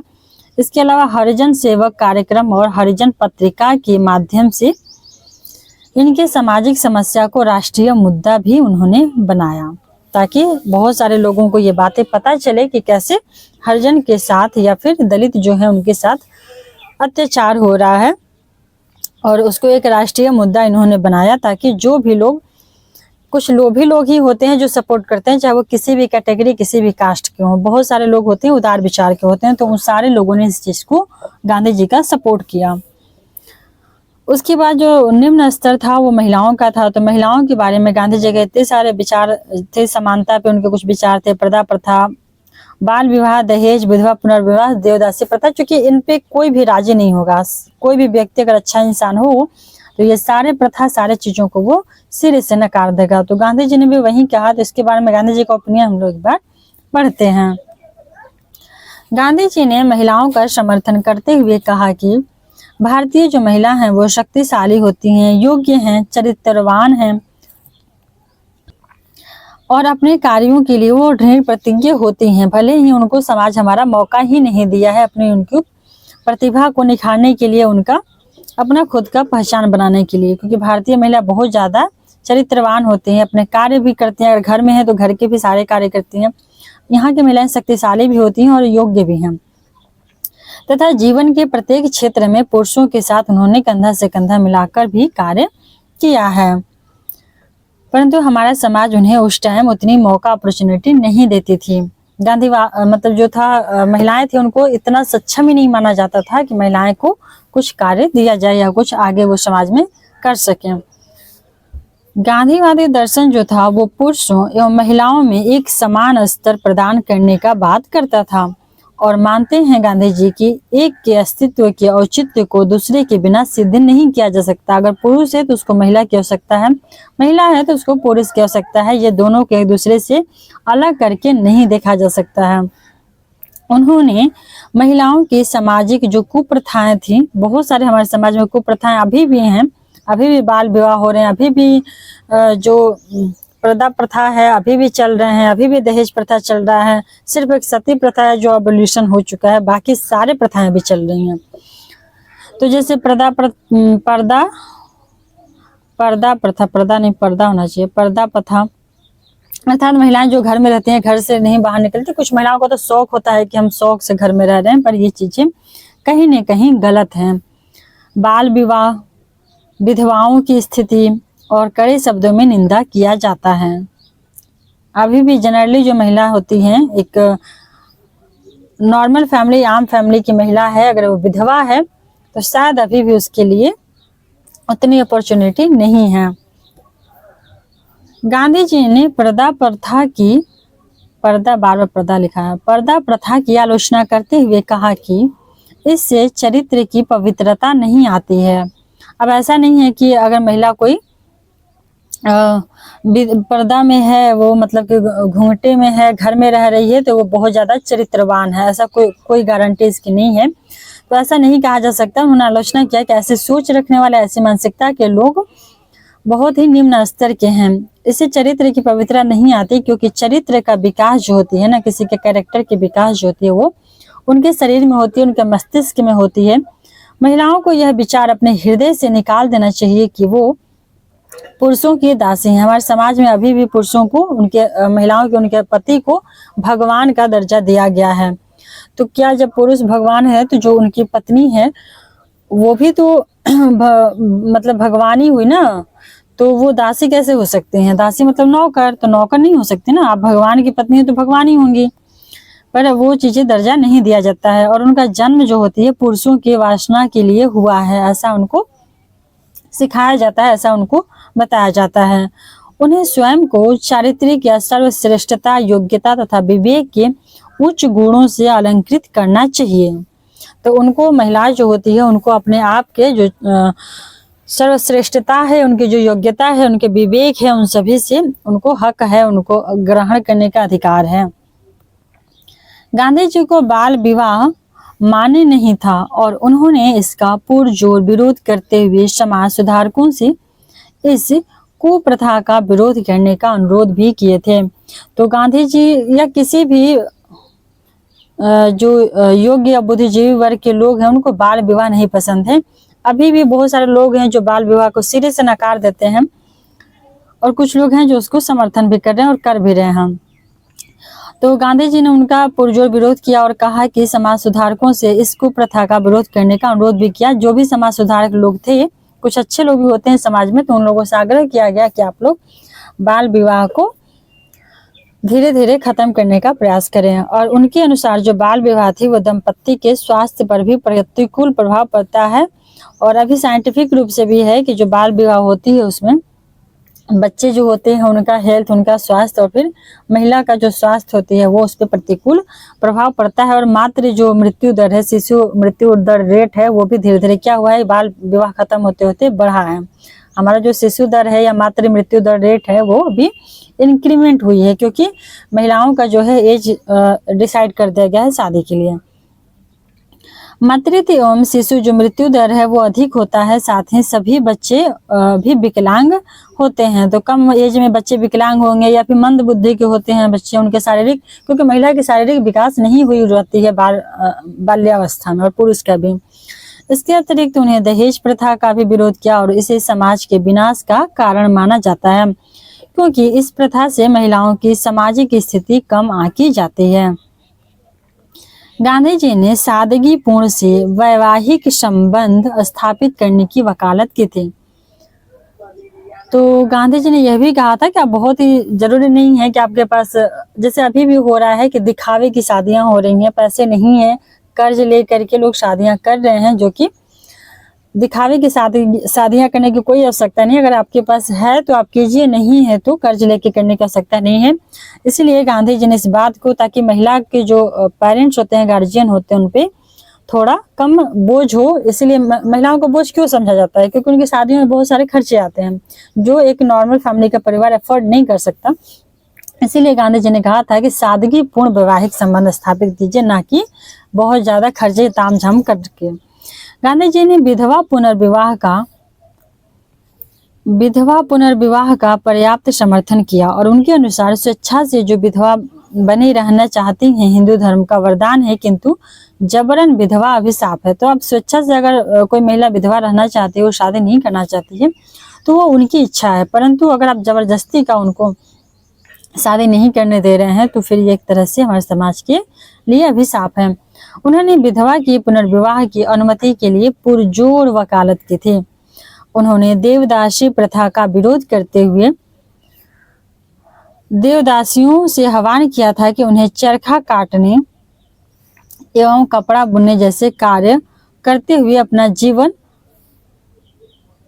प्रतिस्पर्धा पूर्वक जीवन व्यतीत करना चाहिए। तो जो देवदासी वाला कंसेप्ट था कि देवदासी के नाम पे जो शोषण किया जाता था, तो उन्होंने कहा कि आपको देवदासी बनने की कोई आवश्यकता नहीं है, क्योंकि देवदासी बन करके बहुत ज्यादा उसमें नेगेटिव चीजें होती हैं। तो उन्होंने कहा कि उसके बजाय आप चरखा काटिए, जन जन में लोगों का मदद कीजिए, सामाजिक सेवा कीजिए। देवदासी होने से अच्छा है ना कि समाज के लिए कुछ काम करें। तो चरखा काटिए, कपड़ा बुनिए और इत्यादि कार्य करते हुए अपना जीवन समाज के लिए न्यौछावर करते हुए अपना व्यतीत कीजिए। गांधी जी ने शराब, गांजा, भांग, ताड़ी, अफीम एवं अन्य दूसरे प्रकार के नशा जो है मद्य, उसके सेवन का भी घोर विरोधी थे, और इसी कारण एक व्यक्ति के स्वयं के बर्बादी के साथ साथ पूरा परिवार ही विनाश हो जाता है। क्योंकि जिस घर में पुरुष नशा करता है, शराब, गांजा, भांग, ताड़ी, अफीम खाता है, उसका खुद का तो जीवन बर्बाद होता ही है, उसके पूरे के पूरे परिवार का भी जीवन बर्बाद हो जाते हैं। अभी जैसे बिहार में शराबबंदी है, तो इसकी वजह से बहुत सारे क्राइम रेट, जो शराब की वजह से क्राइम रेट होते थे, उसमें बहुत ज्यादा कमी देखने को मिली है। फिर भी उस हद तक बंद नहीं हो पाई है शराबबंदी कारगर, तो उतनी सफलता नहीं मिली है, लेकिन पहले के कंपैरिजन क्राइम रेट में बहुत ज्यादा कमी देखने को मिली है। परिवार जो है विनाश के कगार पर पहुंच जाता है, ठीक है। उन्होंने स्पष्ट कहा कि जो पढ़े लिखे शिक्षित पी कर भी जगह में चाहूंगा कि भारत के बच्चे निरक्षर रहें और समझदारी से पेश आएं। वे मानते थे कि औकारी राजस्व की प्राप्ति एक अनैतिक, पाप युक्त एवं भद्दा साधन है। तो चूंकि यह एक तर्क दिया जाता है कि किसी भी राज्य या देश को इसकी वजह से जो है ड्रग्स जो है उनके वजह से बहुत ज्यादा इनकम देखने को मिलती है, इनकम होती है। तो गांधी जी का मानना था कि ये अगर आप निगेटिव चीजों की वजह से आप इनकम कर रहे हैं तो बहुत ही ज्यादा अनैतिक है, पाप है, भद्दा साधन है, इत्यादि है। सारी चीजें ये मतलब नैतिकता का पतन हो चुका है, क्योंकि आप किसी के लिए जहर दे रहे हैं और जहर से इनकम कर रहे हैं और कह रहे हैं कि हमको इनकम बहुत ज्यादा हो रही है। तो चूंकि ये जो शराबबंदी या कोई भी बंदी होती है लागू ना, तो इसको मतलब ग्राउंड लेवल पर लागू करने से अच्छा है कि आप फैक्ट्री ही बंद करवा दीजिए, पर ऐसा कोई नहीं करता है। क्यों?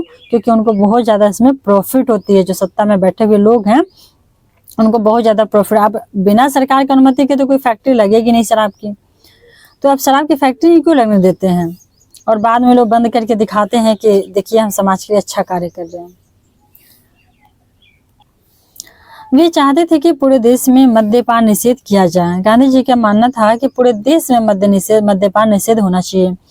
इसके लिए गांधी जी ने गांधी इरविन समझौते में एक शब्द रखा था कि हमारे स्वयं सेवकों को नशीली पदार्थ की दुकानों पर शांतिपूर्ण रूप से स्वयं सेवकों को धारण देने का अधिकार दिया जाए।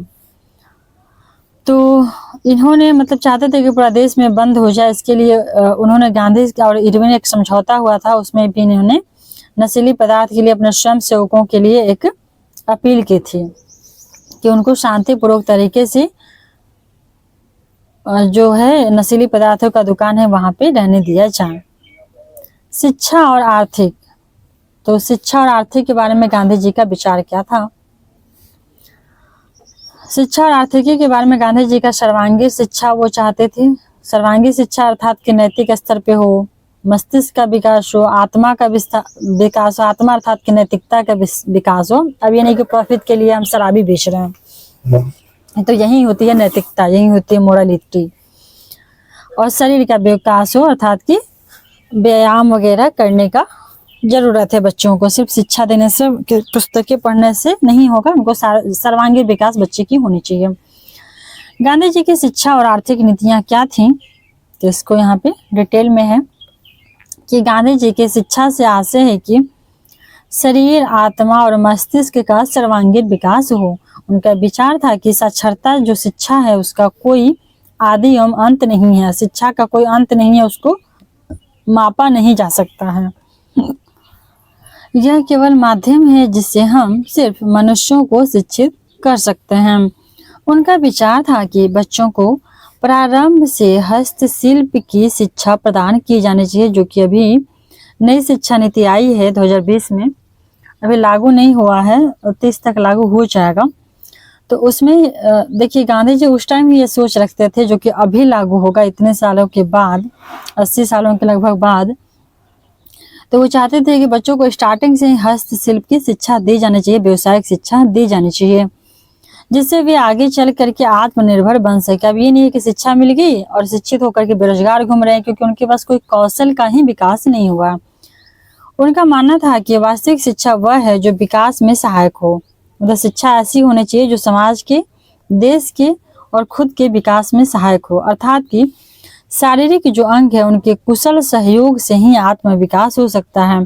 तो शरीर का भी विकास होना बहुत जरूरी है, क्योंकि अगर आपका शरीर डेवलप नहीं है तो आप बहुत सारे कार्यों को नहीं कर सकते हैं।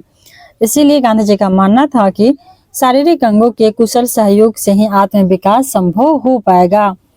इसलिए शिक्षा में व्यायाम को शामिल करना बहुत ज्यादा जरूरी है। बिना व्यायाम के शिक्षा पॉसिबल ही नहीं है, मतलब पॉसिबल है लेकिन उस स्तर की नहीं होगी। क्योंकि अगर आप मान लीजिए कि स्टडी कर रहे हैं, आप अगर शारीरिक रूप से फिट नहीं हैं, तो क्या आप कंटिन्यूअस 10 या 12 घंटे हार्ड वर्क कर सकते हैं? नहीं कर सकते।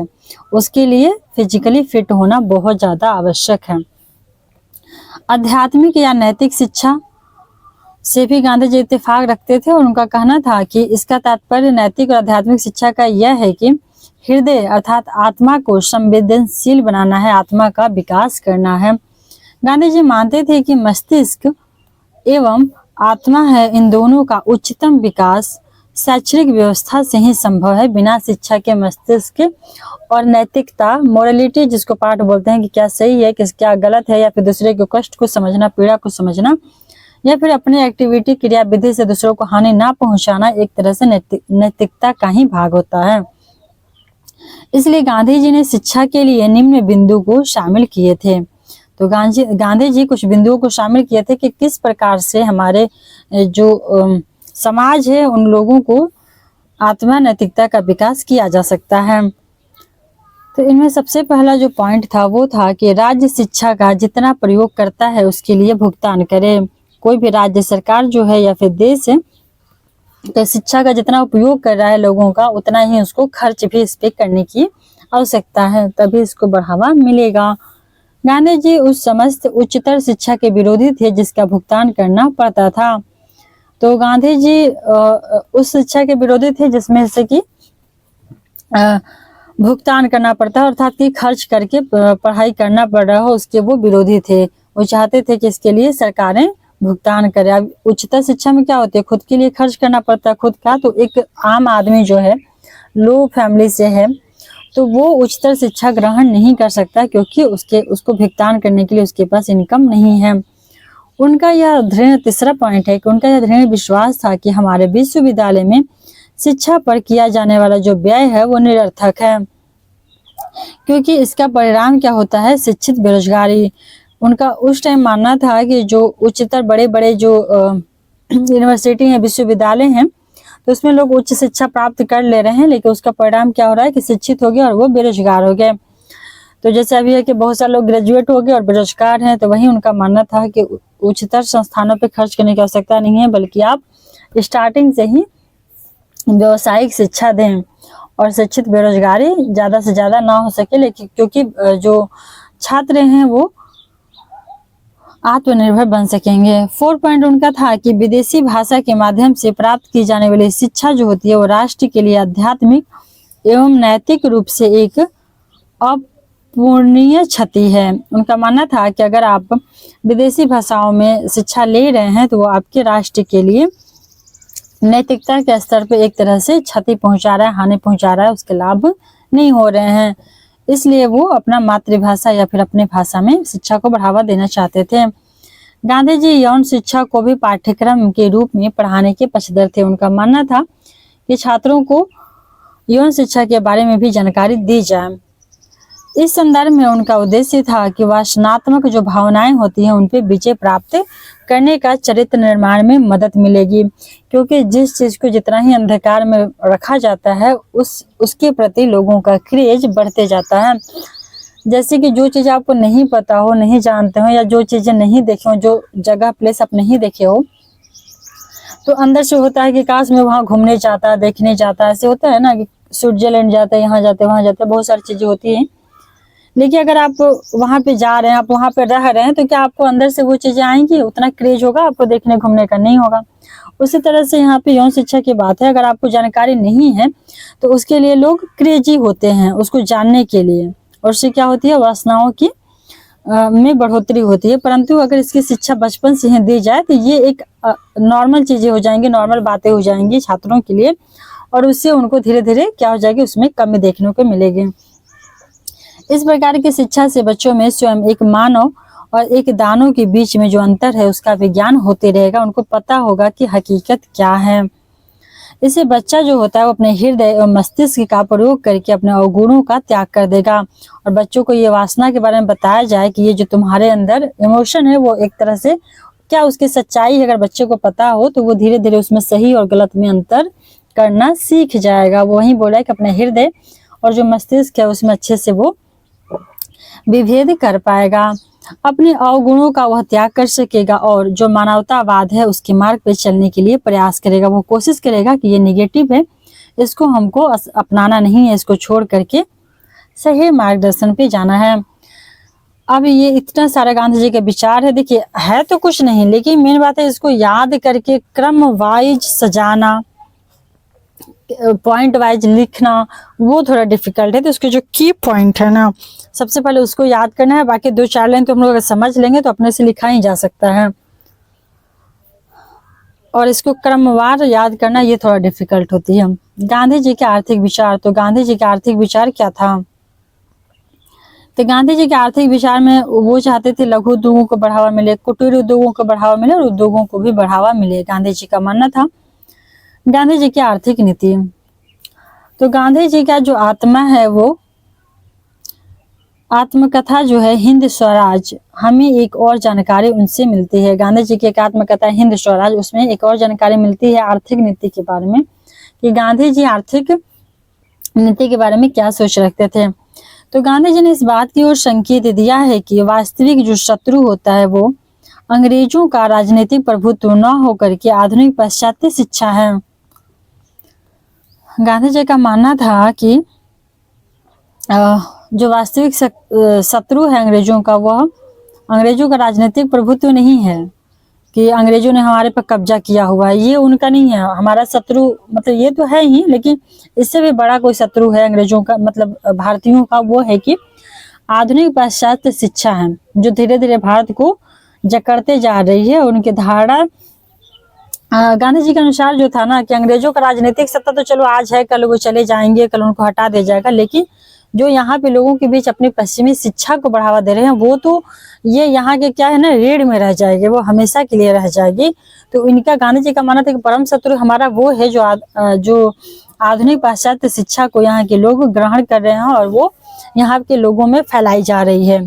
क्योंकि किसी का भी शासन जो होती है, राज्य होते, कुछ समय के लिए होती है, कुछ सालों के लिए होती है, उसके बाद वो खत्म हो जाती है। परंतु उनके जो संस्कृति, कल्चर या फिर जो भाषा या फिर जो ज्ञान दिए जाते हैं, वो बहुत लंबे समय तक रहती है, धीरे धीरे भारत को जगाते जा रही है। उनकी धारणा थी, गांधी जी की धारणा थी कि भारतीय जो हैं वो पाश्चात्य पद्धति से शिक्षित हुए हैं। जैसे कि डॉक्टर, अध्यापक और पूंजीपति जो भी बने हैं, वो सारे पाश्चात्य शिक्षा से शिक्षित हुए हैं। इन्होंने आधुनिक तौर तरीकों को फैलाकर भारत की जो प्राचीन धरोहर थी, प्राचीन जो विरासत थी, उसको धीरे धीरे नष्ट कर रहे हैं और इसको पाश्चात्य जैसा बना रहे हैं। इस पुस्तक में, अपनी आत्मकथा हिंद स्वराज में, गांधी जी ने रेलगाड़ी की इस बात की आलोचना की है कि रेल जो होती है वो खाद्य पदार्थों के निर्यात में भी सहायक है, जिससे अकाल फैलती है। तो गांधी जी का मानना था कि रेल के विकास से क्या हुआ है कि भारत के जो खाद्य पदार्थ है वो बाहर के देशों में जा रहे, निर्यात हो रहे हैं। तो यहाँ पे खाद्य आपूर्ति की कमी हो रही है और धीरे धीरे यहाँ पे क्या हो रहा है, अकाल पड़ रहा है। तो चूंकि ये उस टाइम के कंसेप्ट थे, अभी के समय में तो लोग वैश्विक स्तर पे एक दूसरे को से सामान आयात निर्यात कर रहे हैं और बिना किसी रोक टोक के वैश्विक सहभागिता के आधार पे हो रहा है। स्वराज और स्वशासन, गांधी जी के अनुसार जो स्वराज और स्वशासन शब्द है, उन्होंने जीवन की एक ऐसी स्थिति मानी है जो कभी अस्थायी रह सकता है जब भारतीय अपनी परंपरागत सभ्यता का प्रसारण करें। गांधी जी ने आगे कहा है कि भारतीयों की मुक्ति इसी में है कि उन्होंने 50 वर्षों में जो सीखा है उन्हें भुला दें। गांधी जी कहना चाहते थे कि जो 50 सालों में आप लोगों ने अंग्रेजों से सीखा उसको सबको भुला दीजिए। जैसे रेलगाड़ी, डाकतार, अस्पताल, वकील, डॉक्टर, इस प्रकार के सभी आधुनिक वस्तुओं को भूल जाना होगा। गांधी जी के अनुसार जो भी आधुनिक विकास हुआ है, जो भी आधुनिक चीजें अंग्रेजों की वजह से आई हैं, उन सभी को आप लोग भूल जाइए। 20वीं शताब्दी के परिप्रेक्ष्य में यह विचार स्वप्नदर्शी एवं प्रगति विरोधी प्रतीत होते हैं। तो चूंकि उस टाइम जो अभी का है, अगर अभी देखा जाए तो ये जो विचार थे गांधी जी के, वो एक तरह से प्रगति विरोधी थे। गांधी जी उस टाइम की सिचुएशन को देख के अपने हिसाब से उन्होंने विचार दिया था, परंतु अभी के परिदृश्य में देखा जाए, वहीं क्या कहा गया यहाँ पे कि 20वीं सदी में चूंकि औद्योगिक क्रांति आया था, तो उसके हिसाब से देखा जाए तो ये विचार प्रगति विरोधी हैं। परंतु जो वास्तविक में यह विचार उनके थे, वो किसानों और कामगार पे हो रहे बड़े आधुनिकीकरण के दुष्प्रभावों की व्याख्या करता है। तो गांधी जी ने ऐसा विचार इसलिए दिया, ऐसा विचार वो इसलिए रखते थे क्योंकि उस टाइम जो कामगार थे, जो किसान थे, इस औद्योगिकरण जो क्रांति आई थी, इसकी वजह से उन पे बहुत ज्यादा प्रभाव पड़ रहे थे। आगे चलकर इसी आधार पर गांधी जी ने अपने आर्थिक विचारों को एक निश्चित दिशा देने का प्रयास किया। इसलिए गांधी जी ने हस्तशिल्प उद्योग समर्थक और पक्षधर थे। वो जैसे अभी भी होती है कि नई चीजों का विकास होता है, जैसे अभी AI का विकास हो रहा है, ठीक, आर्टिफिशियल इंटेलिजेंस बहुत तेजी से बढ़ रहा है, तो कुछ लोग सपोर्ट में है तो कुछ लोग इसके विरोध में भी है। कंप्यूटर जब आया था तो लोग विरोध कर रहे थे कि बहुत सारे लोगों का रोजगार छिन जाएगा, तो रोजगार नहीं छिना बल्कि कौशल आधारित रोजगार में वृद्धि हुई। उसी प्रकार से अभी AI आ रहा है तो उसके वजह से भी हाइप बना हुआ है कि बहुत सारे लोगों का रोजगार छिन जाएगा। तो चूंकि नए नए रोजगारों का सृजन होगा, ठीक है, कुछ रोजगार जाएंगे, जो लो लेवल पे थे रोजगार वो जाएंगे, परंतु कुछ रोजगारों का, नई टेक्नोलॉजी आधारित रोजगारों का सृजन भी होगा। जैसे कि पहले क्या था, मजदूर खेतों में जाकर के खाद छिड़क रहे हैं या फिर पानी दे रहे हैं, अभी वो हो गया है, ड्रोन का उपयोग हो रहा है। तो चूंकि ड्रोन का उपयोग है तो ड्रोन ऑपरेटर भी चाहिए, तो उसकी जॉब का सृजन हुआ, परंतु जो मजदूर डायरेक्ट खादों में छिड़काव करे तो उनके जॉब में कमी आई। तो इस तरह से वो ट्रांसफार्म होते रहते हैं। तो इसीलिए गांधी जी लेकिन जो है वो विकास के, प्रगति के जो थे वो पक्षधर नहीं थे, क्योंकि उनका मानना था कि इससे जो गरीब किसान मजदूर हैं उनके जो रोजगार है वो छिन जाएंगे। इसलिए उन्होंने खादी ग्रामोद्योग को पुनर्गठित किया और उसके अंतर्गत कई कार्यक्रमों को चलाया। इस कार्यक्रम से गांधी जी ने गरीबों के लिए गरीबी की स्थिति की एक सीमा तक सुधारने में सफल रहे और आर्थिक सुधारों के प्रगति के प्रति चेतना जागृत करने में भी सफल रहे। तो गांधी जी आधुनिक जो प्रगति होती है उसके बारे में भी लोगों को जागरूक किया और छोटे कूदे उद्योगों को भी बढ़ावा देने के लिए उन्होंने बात कही थी। अब इसी के साथ गांधी जी खत्म हो जाते हैं। नेक्स्ट स्टार्ट होते हैं पंडित नेहरू, और 4-5 पर्सनालिटीज हैं, सुभाष चंद्र बोस, जयप्रकाश नारायण, पंडित नेहरू और राजेंद्र प्रसाद। तो हम लोग ऐसे करके पढ़ लेंगे। इस वीडियो को यहीं पे करती हूँ समाप्त, मिलती हूँ नेक्स्ट वीडियो में। और ये जो पूरा है आस्था IAS का सीरीज जो है हिस्ट्री का, उसको हम लोग कंप्लीट करेंगे। इसके बाद कोई नेक्स्ट मेंस के लेकर टॉपिक चलेंगे और लूसेंट जो तो चल ही रहा है। थैंक्स फॉर वॉचिंग, मिलते हैं नेक्स्ट वीडियो में।